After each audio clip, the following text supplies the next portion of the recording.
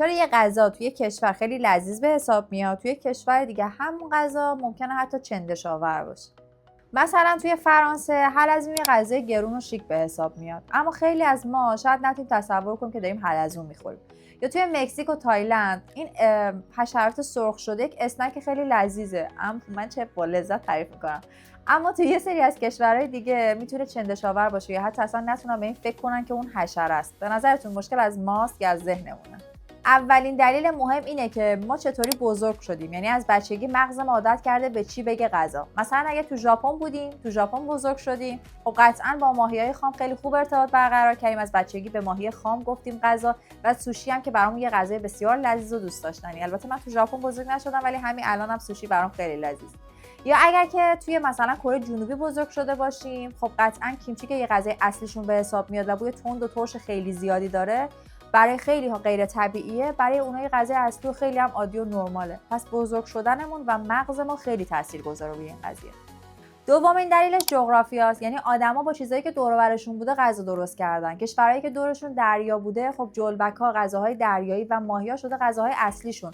مثل ژاپن و نروژ، خیلی از این غذاهای دریایی که برای ما عجیبه، برای اونا چون دریا نزدیکشون بوده عجیب نبوده و شده غذای اصلیشون.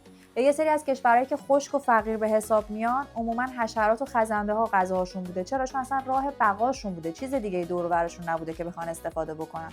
حتی خیلی از این غذاهای چندش‌آور و زشتی که ما اصلا نمیتونیم تصور بکنیم، برای زمان قحطیه. یعنی یه سری کشورها مثل آفریقا یا آسیای جنوب شرقی برای اینکه توی قحطی بودن این غذاها رو انتخاب کردن. هنوزم همینطوره. غیر از این غذایی که مصرف میکنن از همون زمان میاد.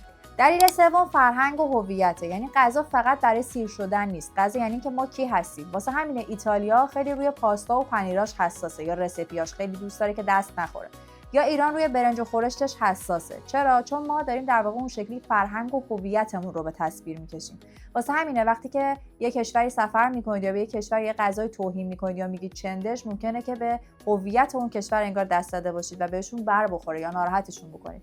برای اینکه اون هویت رو نگه دارن، این همه سال اون غذا رو حفظ کردن و همچنان دارن مصرفش میکنن. یه نکته جالبم بهتون بگم، ما یه وقتا یه سری چیزا رو یاد میگیریم که دوست داشته باشیم.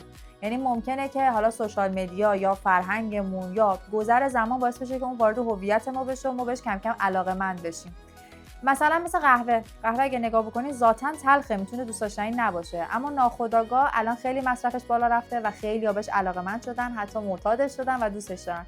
یا پنیر کپک زده فرانسه، اگر به ذاتش نگاه بکنید در واقع یک پنیر کپک زده است، اما خیلی وقتا لذیذ و دوست داشتنیه. یا زیتون، بعضا تلخه، اولش نمیتونید باش ارتباط برقرار کنید اما بعداً میبینید که چقدر خوشمزه است، دوستش دارید.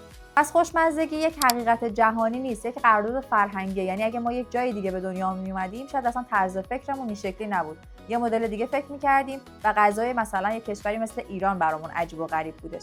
اگر ما رو تا اینجای ویدیو لایک نکردید لطفاً یه لایک برامون بذارید و سابسکرایبمون کنید.